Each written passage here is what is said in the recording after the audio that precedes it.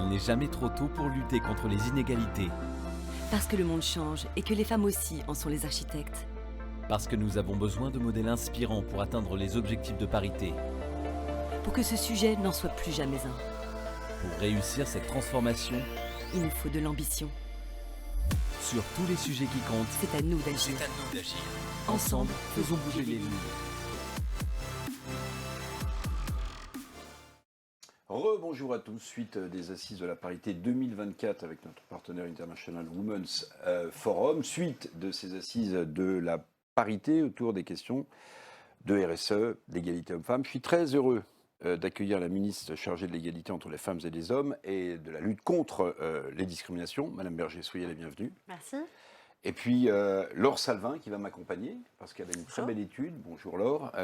Verian, vous êtes la directrice de Verian France, anciennement Kantar, anciennement Sofres, mais ça s'appelle Verian. Alors il y a cette très belle étude que j'aimerais que vous nous décortiquiez un peu parce qu'elle est en plein dans le débat actuel. Peut-être un mot, Aurore Berger, il fait chaud en ce moment, c'est très chaud quand même, non? Pour vous? On est en campagne. On aura le verdict des urnes le 30 juin d'abord. C'est là où on verra aussi déjà les premiers choix des Français en fonction de la participation. Est-ce qu'on aura des duels ou des triangulaires? On n'est plus très habitué à avoir 3 choix dans un second tour d'élection législative. Et puis on verra quelle nouvelle majorité parlementaire peut se dégager. Peut-être que s'il y a une grosse participation, il y aura plus de triangulaires d'ailleurs. C'est pas impossible. Oui, factuellement, c'est même très vrai. Alors ce matin, vous étiez près de 3000 à nous suivre sur la chaîne YouTube de l'Hémicycle pour le démarrage en fanfare avec Gilbert Azoulay de ces assises de la parité 2024. Donc vous nous suivez évidemment en ce moment à distance sur la chaîne de l'Hémicycle. Et puis dans cet auditorium, ici, vous êtes nombreux, parce que l'auditorium est plein. Laure, j'aimerais qu'on commence par ce baromètre parité RSE. Quels sont les grands enseignements autour des sujets qui nous préoccupent et sur lesquels, évidemment, la ministre va rebondir? Alors les questions effectivement qu'on s'est posées dans le cadre de ce baromètre, c'était de savoir si les Français considéraient que les motivations notamment des entreprises étaient sincères ou pas. Donc eh bien on a été assez déçus finalement parce que on voit bien que les entreprises aujourd'hui elles ont du mal à convaincre les citoyens français de leur sincérité et de leur sincérité notamment dans leur engagement RSE. Vous voyez 78% des Français et 80% des femmes d'ailleurs, considèrent que la principale motivation des entreprises françaises à adopter une démarche RSE est issue de la pression de l'écosystème, que ce soit les consommateurs ou la législation, et seulement 22% finalement qu'il s'agit d'un réel souci des enjeux environnementaux et sociaux. Donc c'est vrai que ça fait quand même de nombreuses années qu'on parle de RSE dans les entreprises et qu'il y a même parfois une direction de la RSE, mais on voit bien que les citoyens français restent encore en attente d'une confirmation de cette sincérité de l'engagement. Deuxième question qu'on a posée, c'était l'impact de la RSE sur la performance. Et c'est peut-être aussi une des raisons pour lesquelles, finalement, les citoyens s'interrogent, puisque vous voyez, seulement 27% des Français considèrent que la RSE améliore la performance et la compétitivité des entreprises.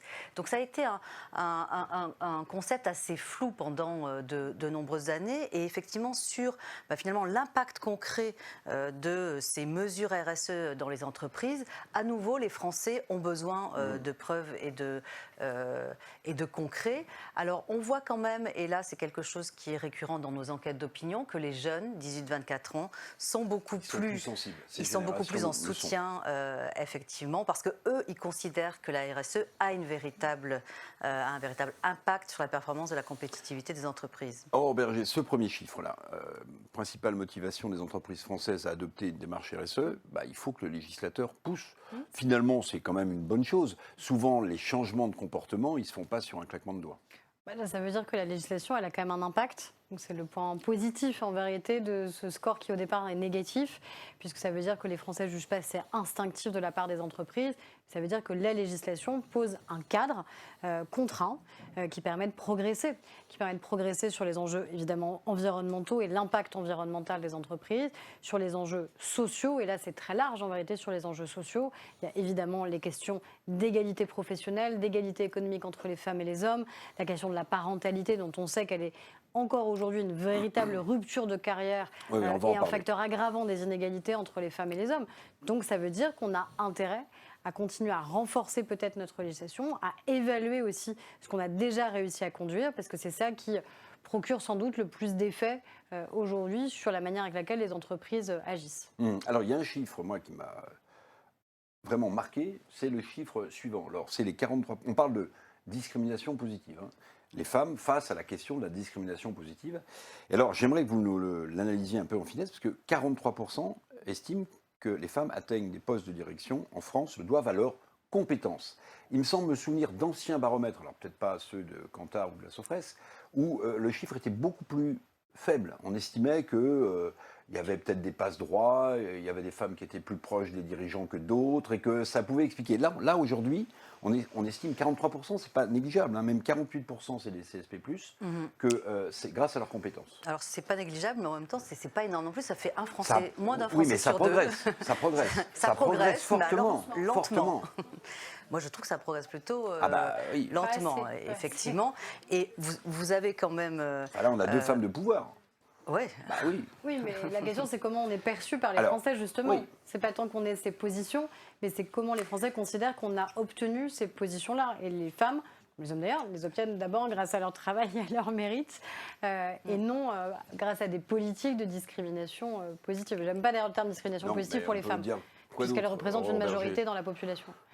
Discrimination positive, ça parle à tout le monde, même si le terme n'est pas Oui, terrible. mais je trouve que le terme n'est pas, Ok. pas légitime quand il s'agit des questions d'égalité entre les femmes et les hommes, Bien parce que sûr. les femmes sont même une majorité de la population. C'est vrai.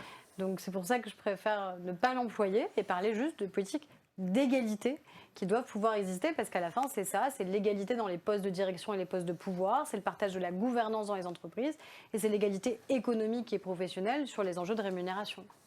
Je crois qu'effectivement, il y a une vraie question effectivement de légitimité et de crédibilité sur les postes de direction. On va le voir après quand on compare la France aux pays du G7 aussi. Il y a des doutes et des stéréotypes qui sont Ça, encore c'est le très Reykjavik forts. Index, hein. Exactement. On va y venir. Beaucoup de stéréotypes qui finalement continuent à perdurer. Et vous le voyez dans ces... dernier résultat, là, un Français sur deux considère effectivement que la parité reste un défi à cause des préjugés et des stéréotypes de genre. Ça arrive à 54% chez les femmes. Et puis vous avez également aussi un Français sur quatre qui considère que c'est aussi à cause des hommes qui refusent de partager le pouvoir. C'est-à-dire qu'il y a un gâteau et que c'est difficile, le gâteau n'est pas plus large qu'avant, et qu'il est difficile pour certains d'accepter de laisser sa place. Et donc justement, si on passe sur le Reykjavik Index, c'est donc un index qu'on a mis en place chez Verian pour mesurer justement cette image dans l'opinion des femmes leadership, du leadership au féminin. Est-ce que les femmes sont aussi aptes que les hommes à diriger des entreprises, à gouverner, etc. Et donc tout score inférieur à 100 indique qu'il y a des préjugés dans la société et indique qu'on n'est pas effectivement à égalité. Et on voit, donc on le mesure depuis 2018, ce qui est marquant, c'est qu'entre 2018 et aujourd'hui, finalement, on est plutôt dans une période de stagnation. Oui, stabilisation, hein, Ouais. ça bouge pas beaucoup. Voire régression de 2 points, alors qu'on pensait Oui. en 2018, vous voyez, on avait plutôt espoir, 2019, on était en progression, on s'est dit, donc plus on se rapproche de 100 à nouveau, plus effectivement on considère qu'il y a moins de préjugés. Et là, on voit effectivement que, alors c'est un index au niveau du G7, hein, donc on n'est pas les seuls Français, mais on voit effectivement que finalement, certes, vous avez une majorité qui considère que entre les hommes et les femmes, il n'y a pas vraiment de différence et les deux sont aussi aptes à diriger une entreprise ou un gouvernement, mais ce n'est pas la totalité des individus. Et quand vous regardez par pays et en évolution, vous voyez donc la France est complètement à gauche. La France aujourd'hui arrive en première position, c'est-à-dire que c'est le pays qui a le moins de préjugés par rapport aux pays du G7. C'est plutôt une bonne nouvelle. En même temps, on est aussi en régression par rapport à 2018. Vous voyez, on était à 76, l'index était à 76, on est à 74 aujourd'hui. Peut-être que si on avait... Attendez, on posera les questions tout à l'heure si vous voulez. On pose les deux. Juste, si on avait testé par exemple des grandes démocraties scandinaves, Alors, peut-être que... Très intéressant, Non, ils sont bien meilleurs que nous. ben, c'est ça. Absolument, ils sont bien meilleurs que nous. Et notamment, ce qui est marquant chez eux par rapport à nous, c'est la différence entre les hommes et les femmes.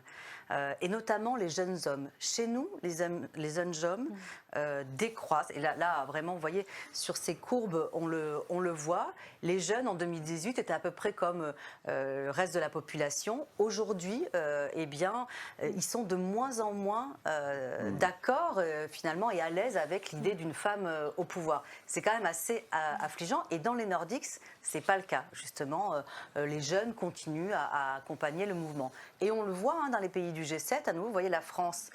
Les 18-34 ans, ils ont un index beaucoup plus faible que les autres tranches d'âge. Il n'y a que l'Italie où finalement on s'en sort pas si mal. Et c'est ça finalement qui m'interpelle, c'est cette question des jeunes hommes, notamment en France.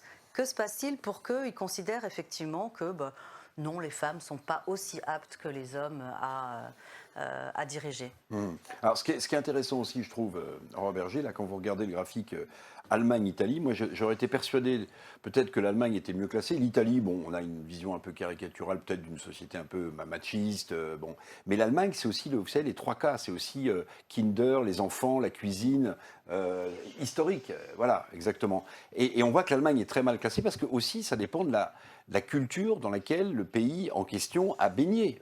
La culture et les infrastructures aussi en Allemagne. Peut-être Quand les on parle de la infrastructures. question de la parentalité, pour le coup, on sait très bien en Allemagne, le développement d'accueil collectif du jeune enfant est extraordinairement récent, extraordinairement faible. En général, les femmes sont contraintes en vérité de s'arrêter de travailler entre les 0 et 6 ans de leur enfant parce qu'il n'y a pas de structure adaptée. Mais je rebondis sur ce que disait Laure Salvin sur la question des jeunes parce que malheureusement, sur d'autres sujets liés à l'égalité ou à la lutte contre les violences, encore plus graves, eh bien, on voit qu'il y a un phénomène de recul. Je pense que naïvement, on s'est dit que typiquement dans ma génération, j'ai 37 ans, tout ça, c'était plus juste un fait générationnel et que forcément, tout ça ne pouvait aller que sur une courbe qui allait progresser. En fait, ce n'est pas le cas. Ça veut dire qu'en fait, à chaque nouvelle génération, il faut remettre le travail sur le métier parce qu'on voit bien que naturellement, ça ne se fait pas. Et on l'a vu dans un rapport qui avait été rendu par le Conseil à l'égalité, c'était en début d'année, qui évalue chaque année la prévalence du sexisme dans notre société, qui était sur la question des violences. Eh bien, ceux qui malheureusement étaient les plus habitués à la violence, ceux qui disaient qu'il était naturel parfois d'être violent avec sa compagne pour se faire respecter, parce que c'est ça la question, est-ce qu'il est naturel, normal, acceptable d'être parfois violent avec sa compagne pour se faire respecter? Eh bien, un quart des 18-34 ans répondaient oui. Et c'était ceux qui répondaient le plus oui dans la société française. Donc il y a vraiment ce phénomène. Non, c'est pas générationnel, c'est pas acquis, un mouvement irrépressible en faveur du respect, de l'égalité, de la lutte contre les violences. Il y a même ce qu'on appelle dans nos démocraties un backlash, c'est-à-dire un mouvement de recul par rapport à des droits qu'on a obtenus, souvent que les générations précédentes justement ont obtenus. On pensait qu'on allait finalement uniquement les consolider. On voit qu'on a finalement à les défendre et pas uniquement à les consolider. Aurore Berger, il y a 2 thèmes qui ont été débattus ce matin lors des premières tables rondes de ces assises de la parité 2024. C'est le thème de l'égalité professionnelle et de la mixité des filières. Alors, comment vous voyez l'évolution de ça? Parce qu'il me semble qu'il y a un lien direct. C'est-à-dire que si on veut une égalité professionnelle plus forte, il faut qu'il y ait une mixité homme-femme dans les filières. Je pense évidemment aux écoles d'ingénieurs, par exemple. Mais par définition, on n'aura pas de femmes qui accéderont à des postes supérieurs dans l'entreprise si elles font un cursus d'ingénieur, parce que précisément, que ce soit à Centrale, à Polytechnique ou aux mines, on a encore quand même pas suffisamment de femmes. En fait, il y a 3 facteurs aujourd'hui principaux qui expliquent qu'il y a une inégalité professionnelle, une inégalité économique entre les femmes et les hommes. 3 facteurs principaux, c'est quoi? La question de la parentalité. Il y a une rupture dans les carrières professionnelles entre les hommes et les femmes à partir du moment où on est en âge d'avoir des enfants. Il y a la question du temps partiel subi. Et là, c'est très majoritairement les femmes qui sont dans des temps partiels subis par rapport aux hommes. Et le troisième point, c'est justement la question de la mixité des filières, notamment les filières qui sont les plus valorisées dans la société, les plus rémunératrices dans la société. Et donc quand vous cumulez ces 3 handicaps, forcément, mécaniquement, les femmes continuent à avoir un niveau de rémunération moindre. Et puis c'est un peu un cercle vicieux parce que comme vous avez la rémunération moindre, c'est donc la femme qui potentiellement Mais s'arrête. comment est-ce et qu'on ainsi de fait, suite. Aurore Berger, Donc, pour avoir comment une on meilleure fait mixité des filières et donc une égalité professionnelle? C'est dès le plus jeune âge, en vérité, c'est à la racine. Regardez les études sur la question des mathématiques, dont on parle beaucoup aujourd'hui et à raison. Les études démontrent quoi? Que les filles décrochent pas au collège ou à l'université, décrochent entre le CP et le CE1. Entre le CP et le CE1, entre les 6 ans et 7 ans de nos petites filles, elles décrochent en maths. Pourquoi? Pas parce qu'elles auraient moins d'aptitudes, évidemment, que les petits garçons. Ah, c'est pas dans nos gènes ou dans notre ADN, mais parce qu'on va moins les solliciter. On va moins attendre ces compétences-là de nos petites filles. C'est tellement intériorisé, en fait, les stéréotypes, que c'est pour ça qu'ils persistent. Pourquoi ils persistent au fur et à mesure des décennies, voire des siècles? C'est parce qu'à la fin, ils sont ancrés en nous, culturellement, et que même insidieusement, contre notre propre volonté, presque on les répète dans la manière avec laquelle on éduque nos enfants, dans la manière avec laquelle on les sollicite en tant qu'enseignants, par exemple. Donc on change la formation des professionnels de la petite enfance, parce que ça commence dès le plus jeune âge. On change sur la question de la formation des enseignants. On doit changer évidemment aussi plus tard sur la question de l'enseignement supérieur. La présidente de Polytechnique avait mis un peu les pieds dans le plat sur la question notamment des prépas. Est-ce qu'on doit ou pas avoir des quotas dans les prépas pour garantir qu'à un moment, on change d'échelle et qu'on ait aussi plus de femmes? Les prépas, c'est un exemple qui est très intéressant. On voit bien que sur l'entrée en grande école, à l'écrit, les jeunes femmes surperforment et à l'oral, il y a un décrochage. Pourquoi? Est-ce que c'est parce qu'elles seraient moins bonnes à l'oral ou est-ce que c'est parce que les questions qui sont posées ne sont pas totalement les mêmes? Et dans la multitude de témoignages, de manière très empirique que j'ai comme l'impression qu'il y a quand même quelques biais dans les questions qui sont posées à des jeunes femmes quand elles candidatent sur certains types d'écoles, de grandes écoles. Mais donc c'est aussi des choses, à un moment, il faut... Vous avez employé un mot, moi, qui me fait toujours un peu hérisser les cheveux sur la tête. C'est le mot quota. Pardonnez-moi, mais les quotas... Si on impose, par exemple, des quotas femmes-hommes dans des écoles, par exemple, d'ingénieurs, l'étude de Laure Salvin sur les femmes face à des discriminations positives, ça va changer parce que les femmes auront l'impression, comme c'est vrai aussi pour d'autres minorités aux États-Unis, dans certaines facs. C'est-à-dire, on se dit, mais en fait, ces gens, ils sont là parce qu'ils appartiennent à un quota et non pas parce que... au moins, ils sont là. Oui, mais d'accord, mais... Ça change quand même clairement la donne sur les représentations. De toute façon, les chiffres qui nous ont été présentés tout à l'heure, tu disais Laure Salvin, ça ne progresse pas forcément dans le bon sens, déjà dans la perception, et pourtant, il n'y a pas de quota sur la question des prépas. Je donne un exemple très concret. La Poste. Nathalie Collin, l'une des dirigeantes de La Poste, elle dit quoi? Elle dit on va créer une école d'intelligence artificielle au sein de La Poste. Et elle dit je sais que j'aurai mécaniquement beaucoup plus de candidatures d'hommes que de femmes. C'est simple. À partir du moment où je sais que je vais avoir ce décalage, j'accepterai autant de femmes que d'hommes. Donc si j'ai que 30 femmes qui postulent, je prendrai que 30 hommes. Et du coup, elle a une école qui est totalement paritaire. Donc ça veut dire qu'à un moment, étonnamment, c'est possible quand il y a cette volonté politique au sens noble du terme. De facto aussi, parce que... Non, c'est pas un quota. Les femmes sont recrutées, les 30 ont été recrutées parce qu'elles ont été recrutées. Et donc, elles mettent 30 hommes en face. Il y avait peut-être aussi dans tous les hommes qui ont candidaté, d'autres peut-être au-delà des 30 qui méritaient d'être là. Et je pense qu'à un moment, il va quand même falloir se poser la question de comment on ajoute un petit peu de contraintes, parce qu'on voit bien que sinon, dans 15 ans, on risque, avec d'autres, peut-être pas nous sur ce plateau, mais de commenter les mêmes chiffres. Et donc nos représentations ne vont pas changer. Si nos représentations ne changent pas, les imaginaires de nos enfants ne changent pas, leur capacité à se projeter dans la société ne change pas. Et donc à la fin, la société ne progresse pas aussi sur ces questions-là. Et se dire que sur des métiers aussi essentiels que les métiers techniques, les métiers scientifiques, des métiers d'avenir qui vont façonner et qui façonnent déjà notre société, ce serait défini sans les femmes.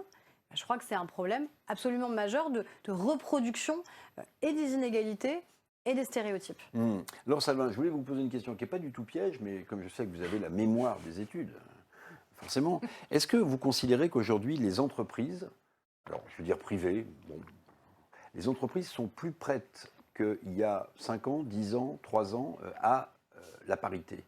Ou est-ce que, dans les études que vous avez pu réaliser, vous sentez que là aussi il y a une certaine stabilité et que ce n'est pas si simple que ça?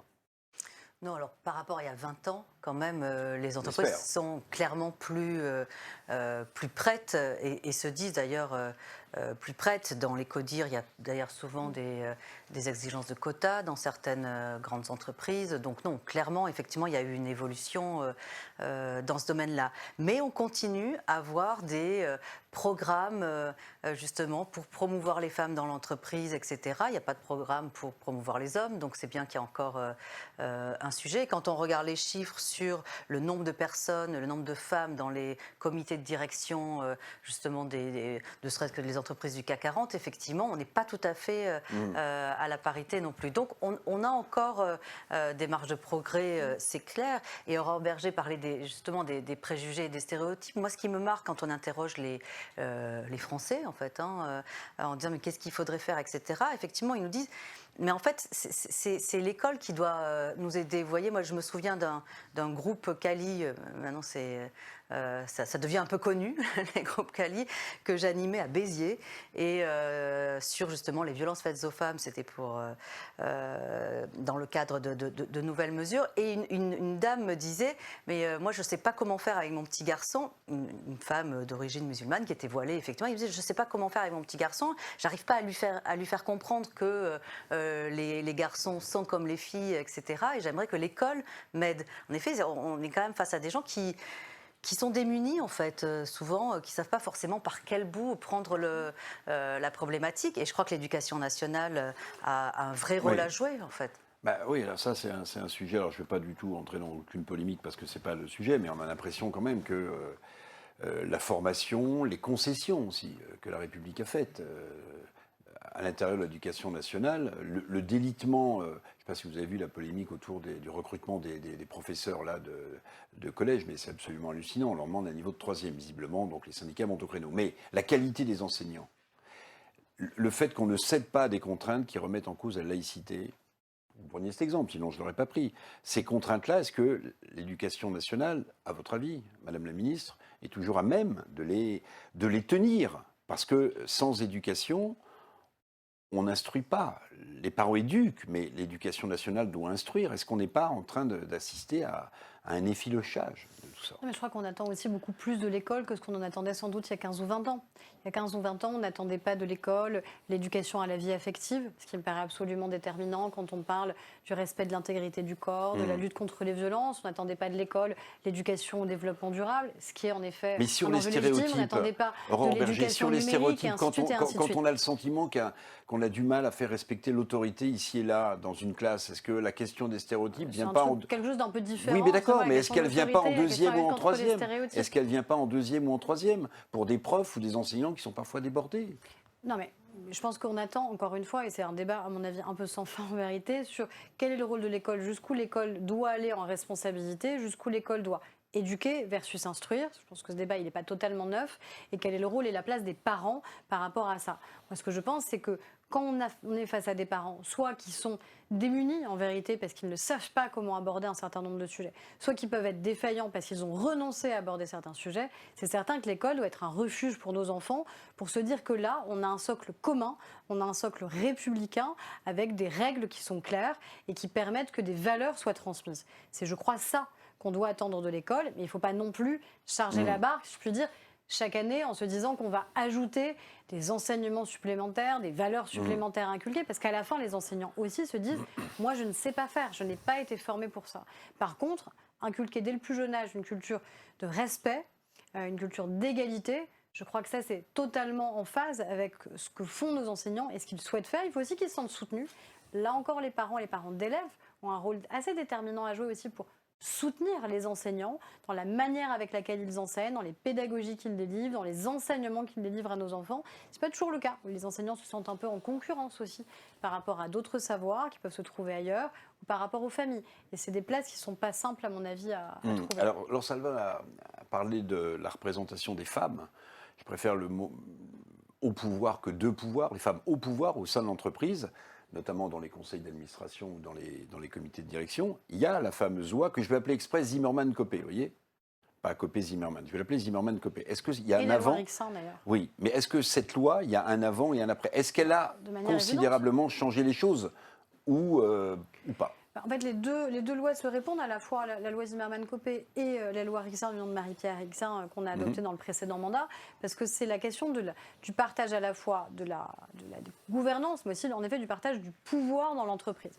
Donc il y a la question des conseils de surveillance, évidemment des entreprises, des conseils d'administration des entreprises, mais il y a aussi concrètement le pouvoir qui est dans les comités de direction des entreprises. Et donc là où je crois que la loi était bénéfique, c'est que, ceux qui disaient il n'y a pas de vivier, on ne trouvera jamais, étonnamment en cherchant ils ont trouvé, puisqu'ils n'avaient pas d'autre choix que de trouver, parce que c'était la loi qui posait des contraintes et des règles claires. Donc ça veut dire qu'étonnamment, des femmes qui peuvent assumer ces responsabilités et qui ont ces compétences se trouvent. Et on a aussi, c'était l'intérêt je crois de la loi Rixain, justement assumé de dire que ça se faisait par palier, parce que c'était aussi un mouvement d'accompagnement des entreprises et non pas de mise en accusation des entreprises. Et donc là, oui, ça porte ses fruits. Et ce qu'il faut, c'est à la fois, encore une fois, le partage de la gouvernance, mais le partage vraiment du pouvoir, des instances de pouvoir et de direction au sein des entreprises. Aurore Berger, on voit les nouvelles générations, Z, Y, filles ou garçons, sont beaucoup moins enclines à vouloir, par exemple, faire carrière dans un groupe. Ils changent de job assez souvent. Quand ils envoient leur CV, qu'ils ont un entretien, ils demandent quelles sont les associations que soutient l'entreprise. Ils aiment bien mettre en avant leurs soft skills, leur passion. Est-ce que vous considérez qu'aujourd'hui, la nouvelle génération de femmes, je mets les jeunes de côté hommes, mais de femmes, comme elle n'a pas envie forcément, à l'instar des hommes, des jeunes hommes, de rester dans l'entreprise. Si on ne reste pas dans l'entreprise, on ne peut pas progresser. Et donc, si on ne peut pas progresser, on n'atteint pas le pouvoir, puisque c'est une génération qui zappe en permanence, visiblement. Ouais, moi, j'aime pas faire des grandes catégories, parce que non, je mais pense c'est que ce qu'on. Non, mais c'est en tout cas, une claires. vraie rupture, me semble-t-il. Non, mais est-ce qu'il y a une soif de plus de liberté ou une quête de sens? En tout cas, je crois que c'est un peu ça qui se mesure, c'est-à-dire ce qu'on appelle la quête de sens dans les entreprises. Et donc, se dire, en fait, je vais intégrer une entreprise, quelle qu'elle soit, que ce soit un groupe ou une petite entreprise, et je veux savoir ce que l'entreprise défend au-delà du produit qu'elle vend. Je veux savoir ce qu'elle défend, je veux savoir ses valeurs, je veux savoir comment moi je serais considérée en tant qu'individualité au sein de l'entreprise. Je trouve que c'est assez sain. Et d'ailleurs, les entreprises s'y adaptent parce qu'elles voient bien que de toute façon, c'est un levier à la fois de recrutement et c'est un levier pour garder les compétences et les talents dans leurs entreprises. Après, je ne vois pas honnêtement en quoi ça aurait plus ou moins d'impact sur la carrière, dans les des femmes. études, comme ces générations passent d'un job à un autre, mettent souvent en avant le sens du travail et leur qualité de vie. Est-ce que là, on n'est pas peut-être en train de se tromper un peu d'objectif? C'est-à-dire qu'il y aura moins peut-être envie de courir derrière ce pouvoir, puisque visiblement ces jeunes générations, encore une fois, jeunes hommes et jeunes femmes, semblent avoir d'autres buts. C'est moins le travail que le sens du travail. Tout à fait. Alors, ceci dit, c'est marrant parce qu'on voit une petite inflexion et avec davantage d'envie de stabilité, justement, ces dernières années par rapport à il y a 4-5 ans où, effectivement, c'était plutôt, on privilégiait et on valorisait le mouvement au sein d'une entreprise à l'autre. Là, c'est en train, d'ailleurs, c'est intéressant, il faudrait voir si ça se poursuit ou finalement on repart dans la même tendance. Mais ce qui est sûr, c'est que... il ne faut pas se leurrer non plus. Les jeunes, quand on leur demande quelle est votre première motivation à prendre un travail, c'est le salaire, et puis 2, effectivement, ce qu'ils appellent le sens que j'apporte à mon travail. Mais voilà, il y a quand même cette question du salaire qui est prédominante. Et effectivement, est-ce que l'entreprise soutient des associations? Est-ce qu'il y a des politiques de développement spécifiques pour les minorités, des politiques de recrutement spécifiques aussi? On me demande souvent, en tant que chef d'entreprise également, s'il y a effectivement des mesures pour les minorités, etc. Donc c'est vrai que c'est une vraie interrogation. Je pense qu'on aura gagné, ou en tout cas déjà peut-être le jour où il n'y aura plus ce type de journée, parce qu'en fait ça sera plus un sujet, sera plus nécessaire, et il n'y aura plus de direction de la RSE dans les entreprises aussi, parce que pareil, la question ne se posera plus. Aujourd'hui, on a encore besoin effectivement d'un aiguillon quelque part pour nous rappeler que ça fait partie des valeurs importantes de la France. Et c'est vrai qu'en termes aussi d'éducation nationale, il y a des priorités. Bon, pour le moment, c'est pas si clair que ça, que ce soit une priorité pour tout le monde. Donc, l'égalité, Vous avez justement, parlé femmes tout à soit l'heure, respectée. Aurore Berger, de l'impact de la parentalité. Je voudrais qu'on revienne sur cette mesure que vous portez, que vous avez portée, que vous portez, on va Oui, dire, toujours. sur le congé enfant. Non, mais on ne sait plus. Pas de souci. Bon, voilà. Comment est-ce que vous voyez l'évolution de cet impact de la parentalité et comment la mesure que vous portez, en la rappelant pour ceux qui l'ignorent, peut apporter des solutions? Aujourd'hui, on voit qu'il y a un vrai décrochage, encore une fois, en termes de progression de carrière et de rémunération sur la question de la parentalité entre hommes et femmes. C'est-à-dire, en gros, la pression sur le fait ou pas d'avoir un enfant, le risque encouru par l'entreprise de recruter une femme qui pourrait avoir un enfant et donc qui pourrait s'arrêter parce qu'elle a un enfant. On voit bien clairement les impacts que ça a. L'objectif, c'était quoi? C'était de dire, après les congés maternité et paternité, on a quand même doublé le congé paternité. On voit qu'aujourd'hui, on a plus de 70% des hommes qui ont recours au congé paternité, puisqu'on a la moitié obligatoire, l'autre moitié facultative. Donc ça n'a de cesse de progresser. Donc c'est plutôt, je trouve, rassurant aussi sur ce que ça dit sur l'implication dans la parentalité des deux parents. Mais l'idée, c'était qu'à l'issue de ces deux congés, il y ait la création d'un congé de naissance. Parce qu'aujourd'hui, on a un congé parental qui est très très long, 2 à 3 ans, qui est très peu indemnisé, puisque c'est maximum 430 € par mois. Et donc, on voit bien les conséquences que ça a sur les carrières, l'éloignement des femmes, et puis sur le fait que la classe moyenne, en fait, elle ne peut pas utiliser ce congé parental, parce que quand vous avez 2 000 à 3 000 € de salaire et que vous tombez à 430 alors que vous venez d'avoir un enfant, ça ne marche pas. Et donc l'idée, c'était, avec le président de la République, de se dire, on crée ce congé de naissance à l'issue des congés paternité et maternité, 3 mois pour chaque parent, qu'ils peuvent prendre en même temps ou qu'ils peuvent prendre l'un après l'autre. Et ce qui permet à la fois, c'est bien pour nos enfants, parce que c'est le lien d'attachement qui se noue entre les parents et l'enfant, c'est bien aussi justement sur l'égalité entre les femmes et les hommes. En clair, je recrute demain quelqu'un qui a entre, disons, 25 et 40 ans, que ce soit un homme ou une femme. Je sais que s'il devient parent, s'il devient un père, si elle devient une mère, en fait, les deux pourront s'arrêter plusieurs mois parce qu'ils souhaiteront peut-être s'arrêter plusieurs mois dans le cadre de l'éducation et de l'accueil de leur enfant. Et donc ça veut dire que cette présomption de parentalité, elle pèse plus uniquement sur la femme devenue mère, elle pèse aussi sur l'homme que je recrute devenu père. Et ça veut dire que ça fait baisser un peu la pression et c'est, je crois, un atout assez majeur en termes d'égalité. Donc c'est bon pour les enfants, c'est bon aussi pour les parents. Ça reste de la liberté. On n'impose à personne le fait de s'arrêter, évidemment. Et c'est bon, évidemment, sur la question de l'égalité entre les femmes et les hommes. Toujours en faisant appel à votre mémoire, il y a quelque chose qui m'a toujours frappé, alors qu'on appelle le syndrome de l'imposteur. Et qui était un vrai frein, un vrai obstacle à des femmes qui avaient évidemment toutes les compétences, tous les diplômes, mais voilà, qui n'osaient pas trop parce qu'elles se demandaient si elles seraient à la hauteur. Est-ce que ce sentiment d'être un imposteur a évolué, c'est-à-dire que les femmes, avec des journées comme celle-là aussi, avec des questions qui sont mises sur la table, avec des ministres qui prennent ces sujets à bras-le-corps, est-ce que les femmes se sentent beaucoup plus légitimes qu'il y a 15 ou 20 ans? Oui, bien sûr, dans de nombreux domaines. C'est d'ailleurs le cas aussi, malgré tout, des secteurs de l'IA et des nouvelles technologies. C'est vrai que c'est un sujet que nous suivons. On voit de plus en plus de démarches actives pour justement inciter les femmes. Il y a une association même qui existe pour reconvertir des femmes dans les métiers de la data et de l'IA. Et effectivement, mais l'IA comme outil? Comme outil, absolument, comme outil et surtout avec de la formation, des nouvelles formations adaptées justement à des profils qui n'étaient pas forcément prédestinés à ce type de carrière.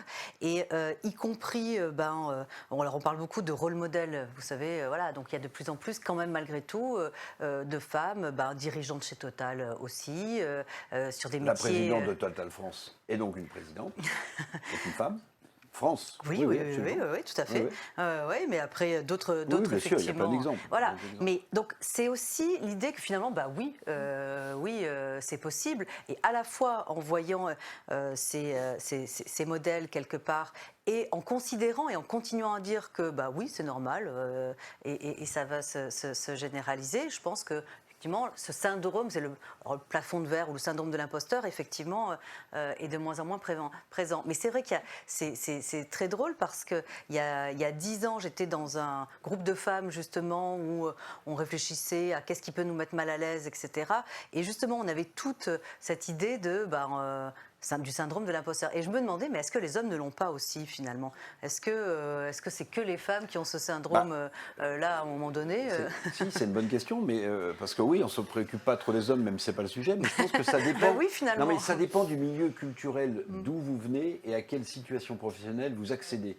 S'il y a un trop grand, me semble-t-il, et je parle un peu d'expérience, décalage entre les deux, alors oui, il y a des moments clés, dans des réunions clés, où vous pouvez vous sentir pas à votre place, que vous soyez un homme ou une femme. Je pense que ça, le milieu culturel d'où vous venez peut peser également beaucoup. L'IA comme outil, Madame la Ministre, d'aller vers une égalité plus forte, c'est quelque chose que vous avez dans le scope? C'est-à-dire il faut que l'intelligence artificielle soit une opportunité en faveur de l'égalité entre les femmes et les hommes. Le risque, c'est que l'IA, au contraire, ne fasse que reproduire, voire amplifier des stéréotypes et donc des inégalités. Ça veut dire qu'il faut que les femmes utilisent beaucoup plus l'intelligence artificielle. Aujourd'hui, sur les utilisateurs de l'IA, c'est beaucoup plus masculin que féminin. Donc vous aurez un biais à l'arrivée. Exactement. Ah oui. Et puis il y a ceux qui construisent l'intelligence artificielle. Donc il y a à la fois les utilisateurs, qui sont plus, encore une fois, masculins que féminins aujourd'hui. Donc ça dépend de nous. Mais ceux qui construisent l'IA, s'ils sont plus hommes, parce que plus clairement ingénieurs, plus donc ça, vous avez un biais. Le risque, en effet, c'est que ça reproduise, voire que ça amplifie demain des biais. Donc c'est à nous, encore une fois, à la fois d'être utilisatrices, ça c'est notre responsabilité évidente, et après c'est à nous de construire des parcours qui font qu'encore une fois, les femmes peuvent aller dans ces carrières qui sont des carrières techniques, des carrières scientifiques. Moi j'ai toujours du mal avec l'argument de l'autocensure. Moi je ne crois pas beaucoup à ça. Je pense que l'autocensure, elle est aussi construite par tout l'environnement qui est le nôtre en vérité, parce que si depuis le plus jeune âge, on nous conditionne pour dire c'est pas pour toi, c'est pas pour toi, c'est pas pour toi, étonnamment, à la fin, on finit par le croire. Et donc, l'autocensure, c'est juste qu'à la fin, on dit, bon, en effet, si toute ma vie j'ai entendu ça, c'est peut-être que vraiment, c'est pas pour moi. Donc, l'autocensure, je trouve que c'est un argument un peu facile, qui est de renvoyer la responsabilité sur la jeune fille, la jeune femme, la femme demain, en disant, finalement, c'est ta faute si tu n'y es pas allé, si tu n'as pas accédé à telle ou telle responsabilité. C'est peut-être, encore une fois, qu'il y a un conditionnement aussi familial, culturel, professoral, enfin, de tout ce qui nous construit aussi au cours de notre vie, médiatique, qui fait qu'à un moment, on ne s'est pas senti accompagné, soutenu ou légitime. Donc c'est aussi ça, encore une fois, qu'on doit construire. Et quand on dit lutter contre les stéréotypes, c'est justement ça. C'est qu'on ne soit pas enfermé, ni en tant que petite fille ou petit garçon, ni plus tard dans nos vies, dans des constructions, dans des imaginaires, parce qu'à la fin, ça enferme les deux sexes, pas juste les femmes. Ça enferme aussi nos petits garçons. Si on leur interdit de rêver à certains métiers, à certaines professions, il faut qu'on ouvre les imaginaires de nos enfants dès le plus jeune âge. Et vous pensez que les GAFAM, dans lesquels sont logés la plupart des grands laboratoires de recherche sur l'intelligence artificielle, ont en tête ce que vous venez de dire? Je pense à Meta, par exemple, à New York, qui est un très gros laboratoire d'intelligence artificielle. Vous pensez que ces gens-là, dans la société américaine d'aujourd'hui, se disent attention, pour ne pas avoir de biais sur l'intelligence masculine artificielle, il faut recruter des ingénieurs filles. Je pense qu'il n'y a rien d'instinctif en la matière. Et malheureusement, ça, les études démontrent que ça ne se fait jamais naturellement. Donc c'est à nous aussi, à un moment, de poser des Donc poussé par la loi, ça nous renvoie aux chiffres du début. De poser certaines contraintes, de faire en sorte, encore une fois, que les femmes accèdent à ces filières, à ces métiers, à ces carrières, pour garantir que ce qui va façonner, comme je disais tout à l'heure, notre société, qui la façonne déjà en grande partie aujourd'hui, ne soit pas pensée, construite, façonnée uniquement par des hommes, ou uniquement par des gens qui se ressemblent d'ailleurs, pas uniquement des hommes, parce que c'est un enjeu aussi de diversité, de mixité de la société. Et l'intelligence artificielle, encore une fois, c'est ça qu'on doit réussir à promouvoir. Alors, je voudrais vous poser une dernière question. À toutes les deux, on va se projeter. Politiquement, bon, c'est pas simple, mais on va se projeter. On peut essayer. Et puis peut-être sur les études.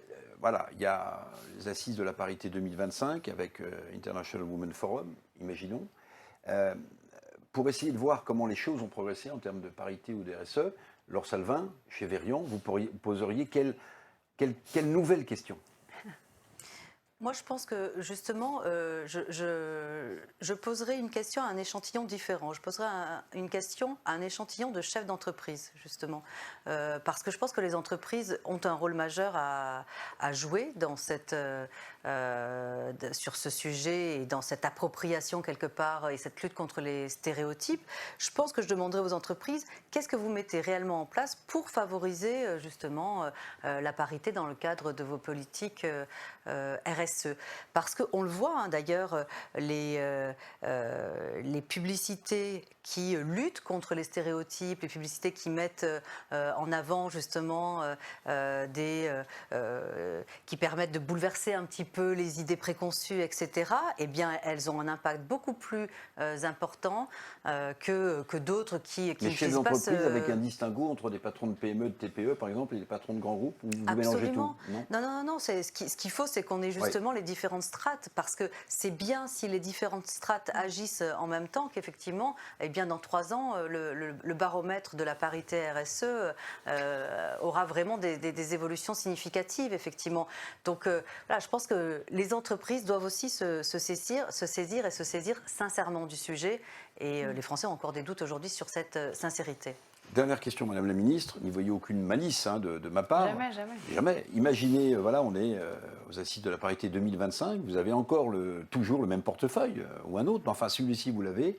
On l'a vu tout à l'heure, 78%. La principale motivation des entreprises françaises, c'est l'écosystème qui pousse. C'est les consommateurs et le législateur. Quelles mesures il faudrait, là, en 2025, on y est, pour ces nouvelles assises de la parité, mettre sur la table pour continuer à faire progresser ces baromètres et ces égalités? Je ne suis pas certaine que ce soit une loi nouvelle, parce que je non, crois mesure, que... j'ai dit mesure. Oui, mesure. Bon.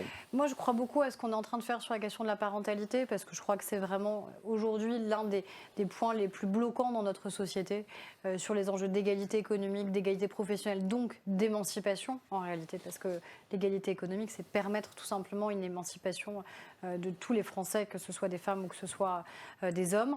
Donc moi, je continuerai à axer beaucoup sur cette question-là. Et puis, la question des plus jeunes, des fameux 18-34 ans, est-ce qu'on voit que ça continue malgré tout à décrocher, ou est-ce qu'au contraire, on sent progressivement un rebond chez les plus jeunes? Parce que, pour le coup, les très jeunes ne sont pas sur ces positionnements-là. Ils sont beaucoup plus sensibles à la lutte contre les inégalités, à la lutte contre toutes les formes de violence. Et donc, on sent voilà, qu'il y a un décrochage qui est en train de s'installer dans la société chez cette classe d'âge 18-34 ans. Et donc, à mon avis, c'est de celle-ci qu'il faut qu'on se préoccupe le plus, si on ne veut pas que, encore une fois, ça reproduise ou amplifie des inégalités, voire des violences. Mais les inégalités économiques professionnelles, c'est déjà une forme de violence, quelque part, que la société admet vis-à-vis des femmes, alors qu'elle n'a évidemment aucune légitimité. Madame la Ministre, Madame la Directrice, merci beaucoup de nous avoir suivis. Merci à tous ceux qui nous suivent à distance. Merci au public dans l'auditorium. L'impact de la parentalité, justement, Madame la Ministre, c'est le thème de la prochaine table ronde. Les assises de la parité 2024 continuent. Et moi, je vous dis à très bientôt. Parce qu'il n'est jamais trop tôt pour lutter contre les inégalités. Parce que le monde change et que les femmes aussi en sont les architectes. Parce que nous avons besoin de modèles inspirants pour atteindre les objectifs de parité. Pour que ce sujet n'en soit plus jamais un. Pour réussir cette transformation, Il nous faut de l'ambition. sur tous les sujets qui comptent, C'est à nous d'agir. ensemble, faisons bouger les lignes.